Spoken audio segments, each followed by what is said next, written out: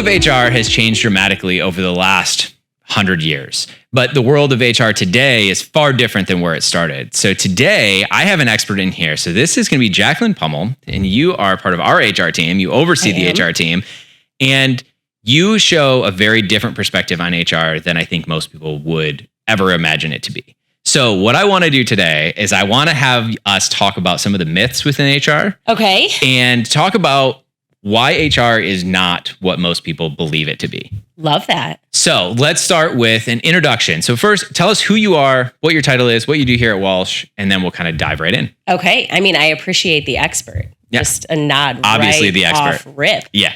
Okay. So I am Jaclyn Pummill. I have worked in HR for over 10 years. I am with Walsh College now. I started here over a year ago. So I lead our human resources and people operations team for the college. Okay. Prior to that, my career was in manufacturing. So Okay. I know your huge history lesson. Well, yeah. HR and manufacturing. That is where I was bred. HR actually started in manufacturing back Thank you. in the late 1800s. Yeah. And HR came in because they had people to hire day workers for factories. I love that. And it kicked off since then. I know. And that's what I have been doing for the last 10 years. And I love that. Yeah. It's so the world of so what is the leap from manufacturing to higher ed? Because I have to imagine those are very different worlds in HR. Such a different world. You know what's funny though is it's such a transferable skill, right? I mean, everywhere you work in the US, you have to fill out a Form I-9. So there's some transferable knowledge that I'm bringing with me to Walsh College. But the world of manufacturing, is much different, but it also is across industries. So when I started in automotive, which in and of itself, well, especially in Southeast Michigan too. State of Michigan. Yeah, exactly. I mean, it was such right as I kind of got introduced, I started an internship. So I was still in college. So the only really experience I had with HR was in the classroom. Okay.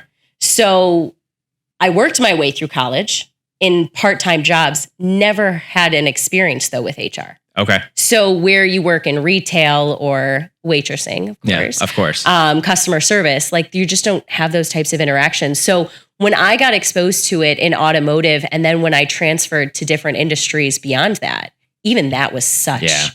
Well, I would imagine though that if your background is coming through, being a waitress and doing those kind of things, you're building those skills without realizing that you're doing absolutely. it. Because HR is overseeing people and having people in the forefront of everything that you do. Yeah. So I would imagine that background actually led you perfectly into that. Yeah. And it's so funny because I don't think I'll say this for anybody watching and they'll be like, oh, I've never heard that before, because I've heard it from so many leaders throughout my career. Is everyone should have the customer service experience. Like, absolutely. You should have had to work retail, or you should have had to understand waiting tables or service industry in order to prepare you for adulthood. For sure. Is that the word? Yeah. Adulthood. And I think it is. Yes. Yeah. But I think it's, customer service in general, because I think you get such a wide range of who people are as a species, because you have those that will come in and they'll be the happy-go-lucky people. And they're like, hey, this thing just happened. Can you help me out with that? And then you have the people that come in and they will let you have it over this thing you have no control over. But learning how to deal with them is what sets you up to be an incredible leader as you go on in your career. Yeah. And I didn't even realize some of that when I was doing it. Because when I was working even in those fields, it wasn't like I was thinking, oh, what am I going to do 10, 20, 30 years from now? And it's to your point, like it just kind of started to be ingrained. Right. And also I come from a huge family. So that helps. That helps. You know what I mean? Like you grow up and everybody has a different personality and, respecting your elders and you're always around adults and different career paths. And I also come from a family of educators, which is a huge connection for me here. For sure. And definitely played a role in me accepting the job here, because I really felt like it was kind of a nod. I really was one of the first that didn't go into education. Okay. Whether it be secondary, to teach beyond high school. I could not imagine being in the classroom. What's really funny is the reason. I was like, there's no way. Like, I'm not going to have to be at school at 7 a.m. Like, that's way too early. And then I got a job in manufacturing. Yeah. So, which starts much earlier. Much earlier. Yeah. And also lasts much, much later. Yes. So the reasoning that I didn't become a teacher really did not help me. Yeah, no, that didn't work out. No, it did not work out. It did not work out. So, okay. So let's go into the actual career itself. Yeah. Love it. So HR has changed dramatically over a long period of time now, but it does seem like more recently, and maybe recently is relative, the last 10, 15, 20 years now. Yeah. Even the titles of things have started to change. So now people are taking on titles like chief people officer. Like they're changing those kind of things, and they're becoming these very fun things, very fun titles, and the companies are changing their dynamic as a whole. Right. How is HR today so much different than it used to be? What is happening in HR now? I mean, and what's funny too is again, even me with only having the 10 to 11 years of experience that I do, but it is so different from where I started. Yeah. Even just when you think about the shift from transactional HR to strategic HR. Okay, so tell me what that is. Common theme. So I think, it kind of feeds into sometimes like the impression, like, oh, there's going to be paperwork with that. Yeah. Like the department of paperwork that I think was maybe sometimes not just a perception. Okay. 10 years ago, yeah. I mean, you were battling filing cabinets 10 years ago, trying to like maintain everything, trying to keep like retention periods, and know where everything is for any employee on any given day. Right. And then that just, to be honest, I think a lot, it has to do with the world we live in today, right? Like society and things that have changed and adjustments I think we've made. Yeah. And then we brought that to the workplace. Yes. There were things that, we have chosen to do and prioritize in our personal lives. And we were like, hey, what's a holdup? Let's get companies on board with some of this. Right. So that's what I think has really shifted it. Okay. So tell me then, what is the day in the life of an HR professional now? Because every day is different, Jay. I would imagine it is. How much time is this podcast? No, a day in the life, you know what? A day in the life for me in HR, and it's honestly probably one of the things I love the most, is that it really is ever changing. Like I know I made the joke, but it's ever changing. It has everything to do with, I truly believe, a company's absolute greatest, not only asset, but investment. And it's our people. Yeah. And I get to work and support and serve so many people every single day. And that has, it plays a part into everything I do. Yeah. But if we're talking about like functionality kind of day in the life, and it really depends on the organization, but I have always seen talent as a huge component. So when I say talent, I mean talent acquisition, right? Hiring practices, how we're recruiting, how we're staying competitive. So then you're starting to kind of get into the weeds when you talk about like compensation administration and even benefits administration, because you want to make sure you're marketable. And then talent from a development standpoint. So, okay. So that leads me to one of the first myths here's a fun one is to anybody who's in a general employee in a company, if they have this perspective of what HR is. So they would have this perception that HR is going to always side with management. Yeah. So tell me how that is or is not true.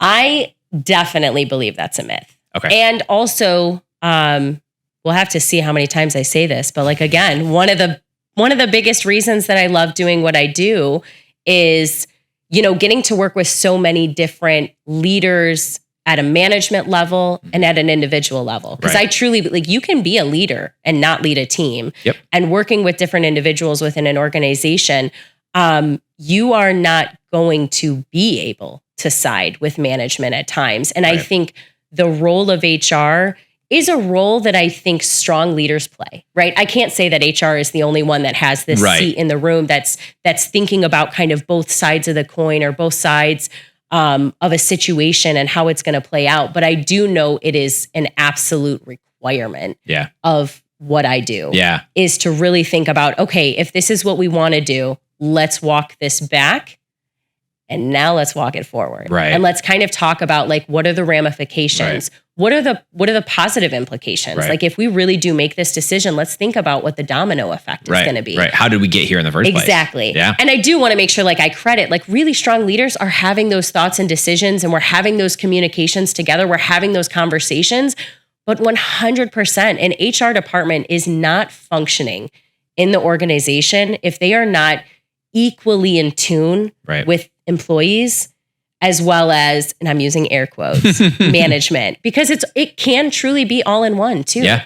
An organization is an organization. Yeah. And we're talking about people and we're talking about human beings. And that's really, everybody has to kind of think and act and do with that in mind. And I do know that's always a part of my strategy and a part of my messaging. And I've been very fortunate in my career to be able to work with really strong leaders who also want to do that and want that to be a big part of the conversation. For sure. And I think it does take a very specific person to have that much of a drive towards that large of a group of people. Yeah. Because you do have to balance that customer service side, because you're going to hear it from both sides. And you're going to hear those who go in and say, my manager is X. But you're also going to have the management go, my employee is X. And how do you go about having those conversations in a way of, let's find what the truth is and let's find that commonality? Yeah. I mean, there are so many like sayings that I could reference that I have referenced throughout my career. Bring them out. Like, don't kill the messenger, right? Yeah. I mean, that's a true saying for a reason. And sometimes HR plays that role. For sure. Hey, don't kill the messenger. Right. Also, employees play that role. Yeah.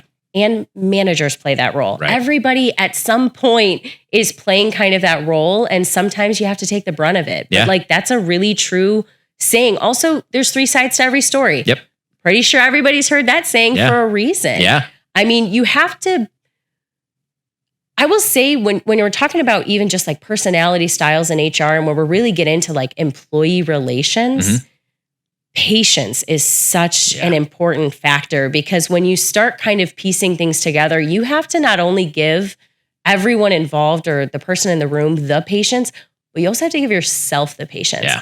You would have no idea some of the decisions I would make same day until I'm like, give me a day. Yeah. Like, give me a day to think on that. It's like, it's the equivalent of writing that reply email and then just deleting it. Oh yeah. You gotta get it out. This is public too, so I have to be careful because so many people have worked with me like in this area. But the first time I dealt with a labor relations, which is different than employee relations, I was in a unionized environment, and I remember the first time I would say like a true investigation happened. Right. I was so frustrated, right? With not only the process, but like I knew what needed to be done. And I was like, there's only one answer. Right. And I remember, telling my plant manager, I was like, I need a minute because I'm so frustrated with how this has played out. And I was still getting to kind of know everybody. I was fairly new to the company. I certainly was new to labor relations. Right. I mean, I had never worked in a unionized environment at that time. But I remember like going back and talking to some friends and family, and not a single person agreed with me. Really? Yeah. Frustrated turned into a different word. Yeah, I bet. Pretty quick. I bet. And then I was like, just listening to it from a perspective, like, because I was looking at it so prescriptive at that point, right? Like I was like, no, we have a process. We have a job to do. We've completed the investigation. There's only one option. Yep. And it was like, wow, you are forgetting a big component of this. And I was like, what? And they were like, the people involved. They're friends. Yeah. They know each other and they've worked a long time with each other. And I know you want them to participate in a certain type of way. Right. That's not what's going to happen. No. And I remember coming back the very next day and talking to my plant manager, and he's like, you ready? And I'm like, yeah, so we're going to do the opposite. And he was like, are you kidding me? And I was like, let me just sit you down, because when I told you I needed a minute and like to really kind of think about it, I also do that.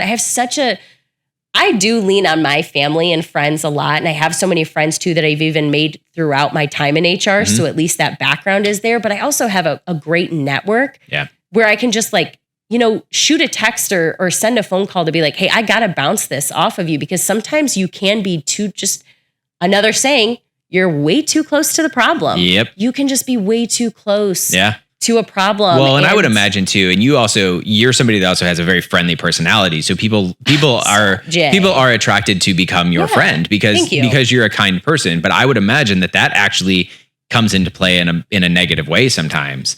Yeah, it really can. It's a tough position to be in, because you're right. I definitely I love that about my personality, and knowing and working with so many individuals or having so many people in my life that struggle in a way that has come so naturally to me. Like I'm very happy that that's a part of, and I can pick up and have a conversation with anybody. And you're right. In my position, that can be challenging at times, especially in some organizations that even work more dynamically. I know, like in past positions, it's required me to do a ton of travel. Okay. And when I've been able to travel, because I haven't been a completely dedicated resource, I've been able to just socialize differently. Okay. And I remember too, at a time I was traveling to a plant, and the plant manager at that time did not agree that I should be engaging or like hosting lunches or, going to a team dinner outside of the plant and having some of that sociability, because I was helping to partner on some things that were going to be happening in that plant, but I also wasn't the dedicated HR. Right. And I was like, hey, I have these restrictions in my own plant. I have these restrictions in, with the 300 people that I interact with every single day, sometimes more. I don't want that restriction here. And we had such a good conversation of like, oh, I guess I didn't think about it like that. Right. So it is restrictive. So that leads me to another question of like, how do you have those difficult conversations? Because and we'll get to one of the other myths here in a minute that's similar, but in that same vein of how do you go to somebody who maybe has been in the industry for very long time and they're very set in their ways, but you go in as HR and as somebody who's going to have people in mind and have their best interest in mind and change the mind of somebody who's done it that way for 40 years. Yeah. I would say you send an email. Yeah. Just don't do it. Just don't do it in person. Just send an email. Yeah. Actually, it's going to go over really well. Yeah, for sure. A letter actually does very well. Yes. Don't Carrier sign pigeon. it. Yeah, don't sign it. No. No, I mean, I so joking.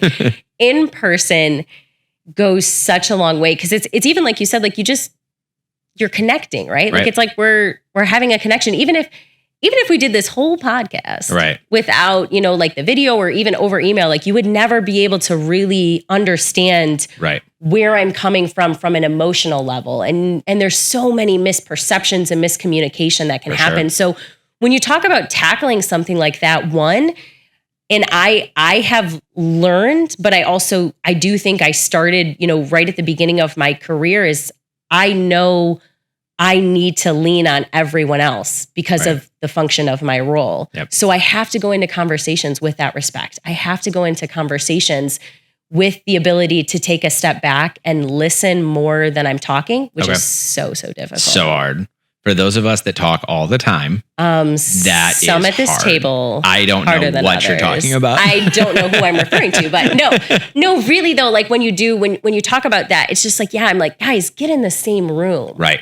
Just get in the same room and talk to each other and have this conversation, because my perspective could be something that you've never heard or even considered, and vice versa. Yep. I could totally come into a room saying like, I know we've got to think about this differently. Right. And then I start learning about, this is how it's impacting the business, or, this is who's involved, or, I had no idea so-and-so was engaged externally and how that's going to affect, potential future thing. And I know I'm kind of playing into some of that, but like that is part of like the strategic work that I know high functioning HR departments do. They're having those conversations with business leaders to make sure that like, if I'm on a path, is this path running parallel?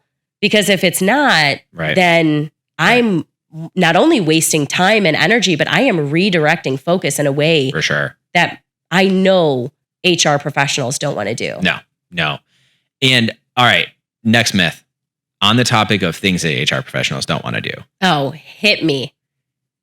Is HR just hiring and firing? Now we've talked about a lot of things already. We have talked about a lot of things. And there can be this perception of that is what HR does. Yes. It also has to be your least favorite part of your job, is to go through that firing process. Oh, 100%. But you've already talked about how hiring is your favorite part of the process and aligning the right people in the right places. Yeah, because there's so much return on that. Yeah. And being able to be a part of that process, also just the to be able to offer that support to a manager that needs help or a team that needs help that's been stepping up and, doing the work in the absence of, a position, even if it's new or a replace, like whatever the case may be, like that is so gratifying when you get to welcome that new employee on the first day. Yeah. And be able to do that for not only the team impacted, but all the other departments that end up collaborating with those teams and with that individual. So there is a lot, but I don't think I could hit this hard enough to say that no matter how many times you do it, it is the hardest thing to do. It is. Absolutely. It absolutely. I mean, it is because you're a human, because you understand that this person, it affects their life and it affects their family and it affects all these things. And there has to be a process that goes into leading up to that point. Yeah. And going through that in a way that makes it understandable at the end for that person. Right. And I would imagine that dealing that final news is incredibly difficult. Yeah. So how do you have those conversations with somebody that especially in the HR world, you tend to go through that process. And so they've been told months ahead of time, look, you got to step it up. You got to do these things. Right. But how do you go through that process in a way that can help that person? Yeah.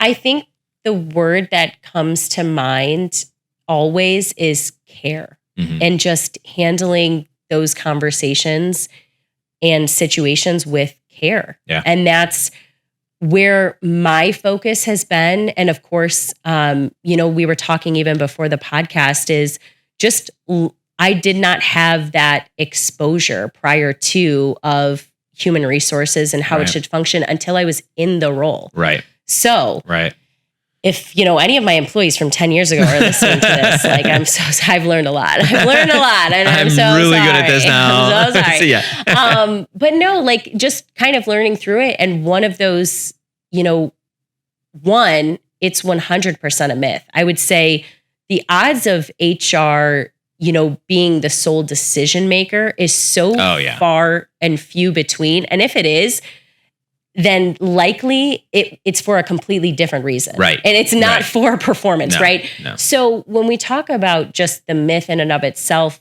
my job when I'm in those situations is to support the manager, right? To have the right communication, whoever is helping deliver that message, whether it's me directly, that it's the message that should be delivered. Yep. That is such a key component, is that you're spending an appropriate amount of time in that conversation, not too little, but certainly not too long, out of just respect and care for the employee. But to make sure that whoever is in that kind of seat is very well prepared to not only deliver the message, but be able to provide the justification needed so that there's an understanding that it's likely not at the individual level. Right. The decision is likely being made that it's probably a fit.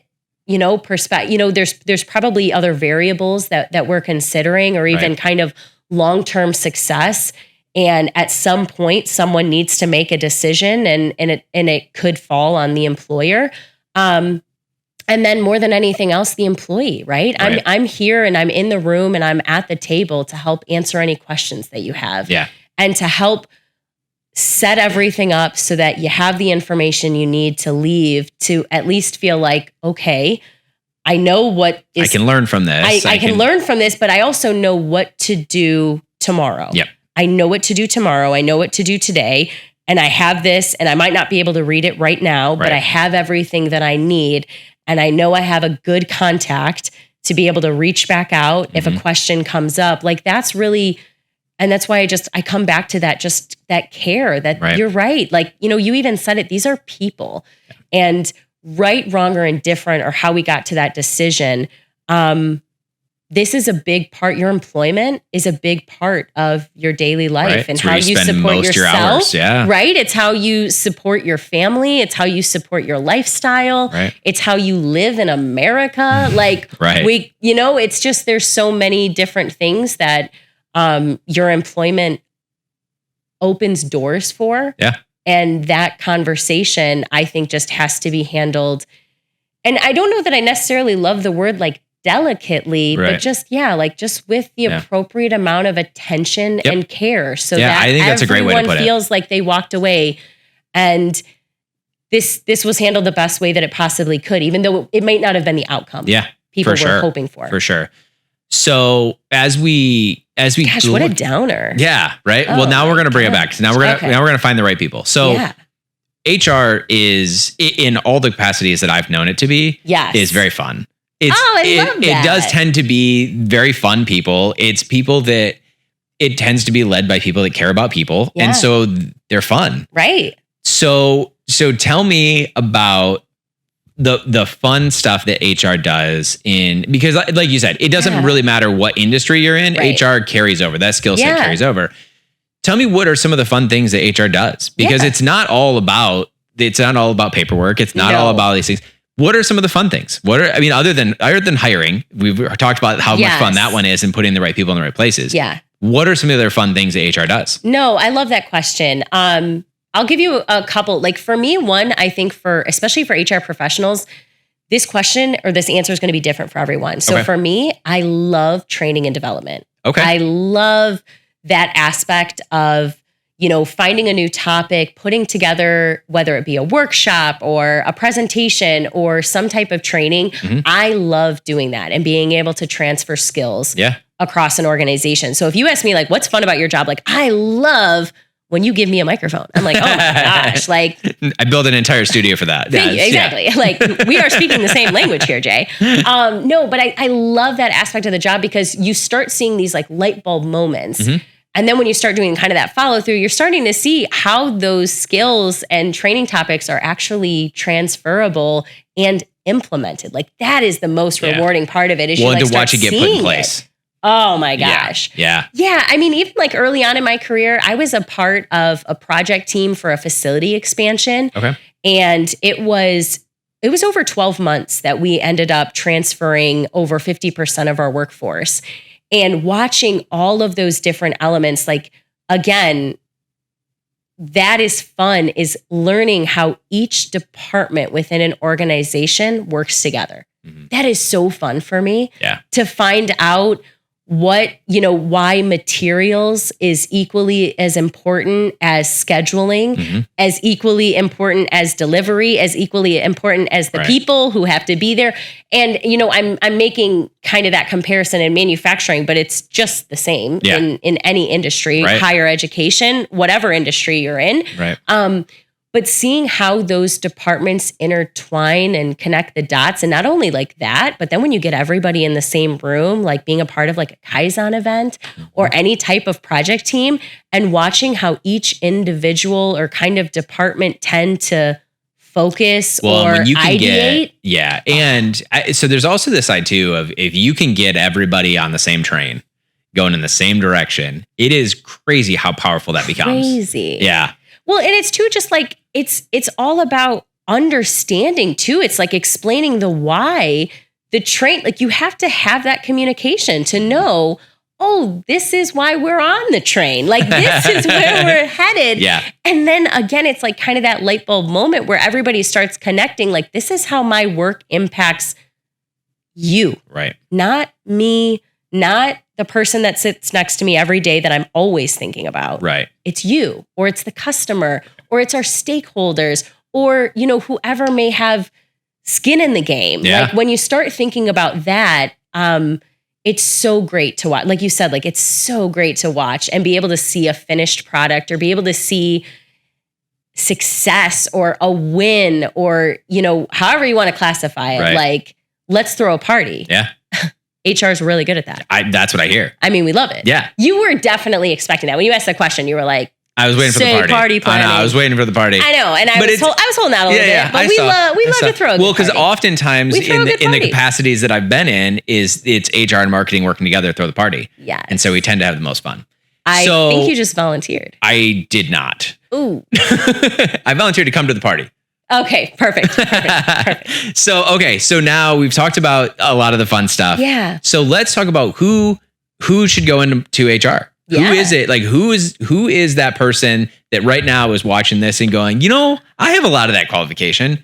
Who is that person? Oh my gosh. What a loaded question. Okay. So I have worked with so many different successful personalities in HR. It would be hard for me to be that prescriptive, but what I will tell you from a high functioning like human resources perspective, and we've talked about a couple of things, is one, you have to have a passion for what we are responsible for. Okay. So go deeper on that. What do you mean? For me, like I truly feel responsible for every employee that works here at Walsh College because that's the position I accepted. Okay. So HR is not a job that you leave at the desk and then you close your door and you're like, "Whew, it's 5:00, close that computer, I'm out." I put in a day. I put in a day.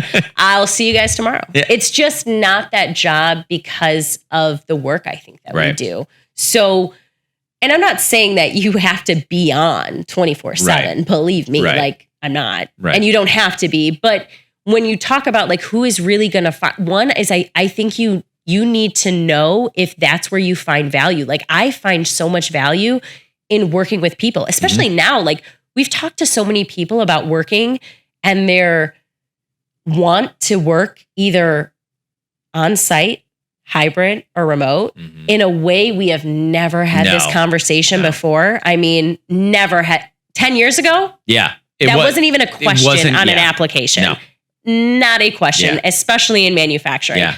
But knowing even that and where people are just prioritizing their own life and work-life balance and what their priorities are, like in human resources, it's not to say that I can't get as much done remotely or as much job fulfillment or job enrichment when I am not engaging face-to-face or personally. But there's so much of that interpersonal that you have to have an appetite for it. Like, that's what I would say. Like, not even personality. It's like an appetite. You have to want to talk to people every day.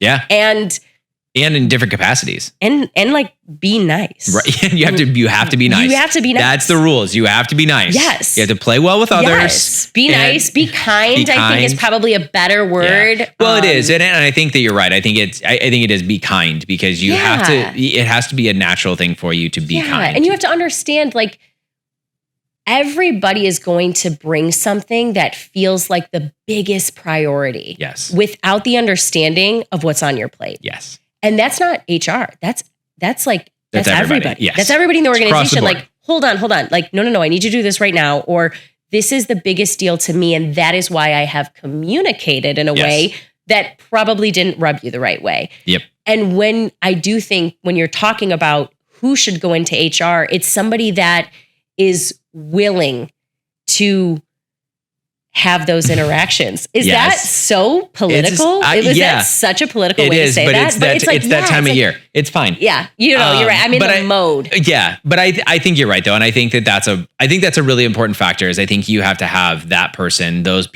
personalities, and you have to have the personalities that can work together. I think a lot of times you probably find HR people work really well together in general because they're adaptable. Because you have to be able to talk to so many different groups. Oh, your answer was better than mine. No, that's your answer. I just changed the words. It's fine. So in that vein, now we. And I have one more. Oh, then please, by all means. You have to love what you do. You have to. I watch so many people not in HR because of the nature of my job. Right. Work in capacities that they do not love. Yes. You have to love what you do. Yeah. To your point, right? You said you spend more time at work sometimes than you do doing what you want to do. Yeah. Personally or socially. Yeah. And I truly believe, like, if you're thinking about a career in HR or you're thinking like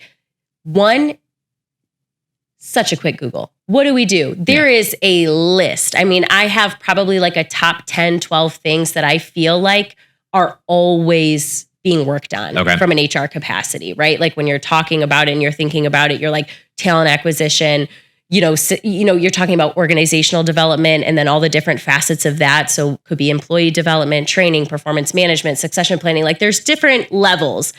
But when you kind of think through that list, you have to know, like, is that what I want to do every day? Right. It's the same kind of fields and hopefully the same kind of questions, right? You're asking yourself to determine whatever you want to do. For sure. But that is probably like my one takeaway is like, love what you do. Yep. And if you don't, Go find the thing you love. And it's never too late. Yeah.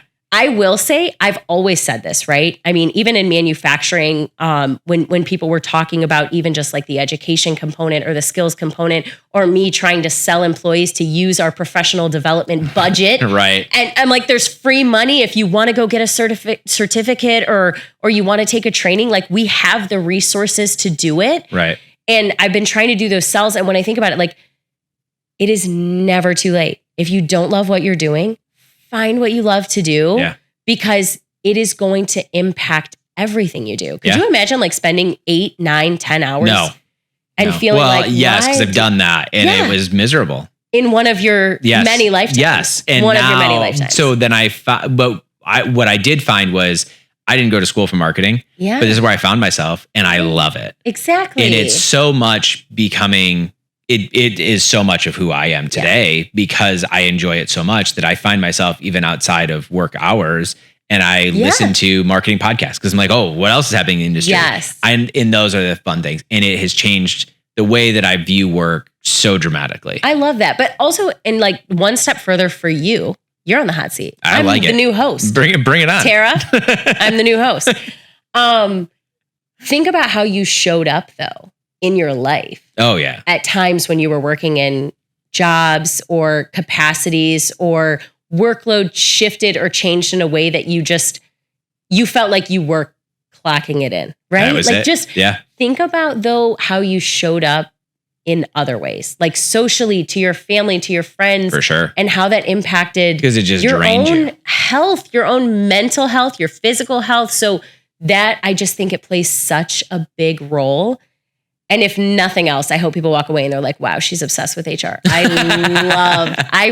love what I do. And I'm very fortunate to have found it so quickly. Yeah. I knew what I wanted to do. And when I started taking HR courses, I had an internship my junior year and I have never looked back. Yeah. I've never looked back. And because of, again, that nature of my role, I've seen so many people have bad internship experiences, or I've heard that they've had bad internship experiences and totally changed career paths for just one experience. Yeah. And I'm very lucky that I did not have that experience. I worked for an amazing company that had an amazing internship program that opened so many doors for me, gave me so many opportunities, a lot of trial and error. But we won't talk about that. But yeah, and I think that too, it built my passion. I've never thought about leaving the field of HR. Mm-hmm. And I'm also lucky enough that I've been offered by companies that I've worked with to leave the field of HR. And it's just never been a longing for me. Well, now that you've completely sold everybody on being in HR, how have I not? What are the next steps? If somebody's watching this and you're like, you know what, I want to do that. Yeah. What is the first step for somebody that wants to go into HR? So one, I will say that I thought that my internship made all the difference. When you start thinking about classroom experience and how that can transfer over to real world day-to-day experience, being able to actually sit in the seat and watch other HR professionals and how I've just worked for so many leaders, I feel like, in my field, and been able to kind of piece things that I really, really liked that they did and got exposure to just so many different styles or even approaches that I've been able to now morph into what I do. Yeah. That I think that is so essential. And the opportunities are there. Yeah. If you want to get your foot in the door, the opportunities are there. They just might not be packaged in a nice, pretty bow. And that's the one thing I will say, like they might not check all of your boxes. Right. Or if you are further along in another industry or in another field and you are thinking about making that change, you just have to know, like, there may be some things that you do have to give up for a bit just to know if this is the right thing for you. And then of course, like I have to plug Walsh, right? Right. I have to. You have to. I am SHRMA CP certified now, thanks to our preparation course. Look at that. I mean, and they said it couldn't be done. And they said it couldn't be done. And yet here we are, 2 interviews in a row, because the one right before you was also somebody that she had done the SHRM prep class. I did it last fall, 2023. And so she did it in there and passed on her first try. Me too. Look at that. Must be Wow. this prep class is onto something. 100%. If you want to go into HR, you have to enroll in Walsh's SHRM I think that's absolutely true. preparation. Yeah. And Yes. as long as Please you're at contact Eric Van Dyke for more information. and We'll the just have a admissions little team. tag. We'll just have a little admissions at walshcollege.edu. I love that. Yeah. No, but honestly too, like, and I know we joke, but like the education piece is such a big part of it, right? Yeah. Like that's going to open doors in a way For sure. that, you know, I don't want to say sometimes like, I don't even think people may want to acknowledge at this point, just because of how much the market I think has shifted and how many I think changes organizations in multiple different industries have changed their qualifications. Yeah. Education is going to open doors in ways that not having it won't. Yeah. And that is my teacher parents too, just so yeah. So nod to Ron and Justine. And not There was no option. Like Yeah. you figured out what you wanted to do. And I think not only my parents, but even just, I think about all the faculty members that I get to work with here. It's pretty and incredible. What a like they do this for the students. Yeah. Like they have such a passion. I remember I was in a group project here and I encouraged one of the students. I was like, you know, they do this for that question. You should reach out to the professor. Like he would kill to get this question from you, to be able to talk to you about thing. his, just to be able to talk about his career path and why did he select this and why, you know, and I'm only saying that because this is a very specific instance that happened in the winter. And that professor was phenomenal. And I know he did respond to the student. Yep. And I do the same thing. So I'm fortunate enough to get to teach here, and I teach a lot of the marketing classes, and I reserve 15 minutes at the end of every get together. Yeah. And I just open it up, whatever questions you have, whether it be about what we're talking about right now or just the industry as a whole. Yeah. And I'm there for it because I love that. I love it more than any of the teaching elements is to teach by way of here's what we do in the real world. I love it. And it's so many times, even when I went through my master's program, that's how the faculty talked was look, here's the book things, get the gist of that. But then let's talk about what this actually does and how this actually functions. And you will lean back on it a little. Absolutely you will. But it's really, it's also just the process of going through a program. It's like the process of having the discipline, working with other students in a group, understanding deadlines, priorities, time management. Like it is truly the process of education. Well, and I've heard, so and I guess you're actually a perfect person to ask this to, but I've had HR professionals in the past that have told me, listen, education is great, but I'm not here to quiz you on what you learned in the textbook. Yeah. But what it tells me by the fact that you've graduated from a college like Walsh is that I now know that you have the discipline to be a successful member of this team. Yes. And it's not that at the end of the day you get a piece of paper that says you did this thing. Right. It's that now I know that you can come in and have a very intelligent conversation with us and you can be an added value to this team. Oh, 100%. And I would imagine and there's more, it's multifaceted. Of course, when you have education in the field that you are working in, you're going to have knowledge in a way that if I had a degree in another field, I may not have gotten exposure. And I just think like from an HR perspective, just understanding, like I took, labor law and compliance. There are components in the classroom that are truly transferable to my field. But to your point, it is so multifaceted in what that shows recruiters and what that shows hiring managers. And when you say not only like the discipline, but what else you learned beyond classroom knowledge. And there are so many things with that. And the network, like don't discredit the network you build when you are enrolled in a program or when you are pursuing even the prep course.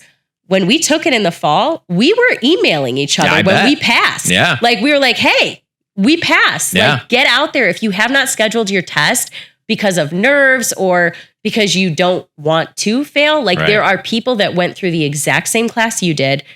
We got up every Saturday morning and we listened to the same slides and we read the same book and we passed the class and we took that extra step to go back to that class months later. Right. I didn't take my test until May.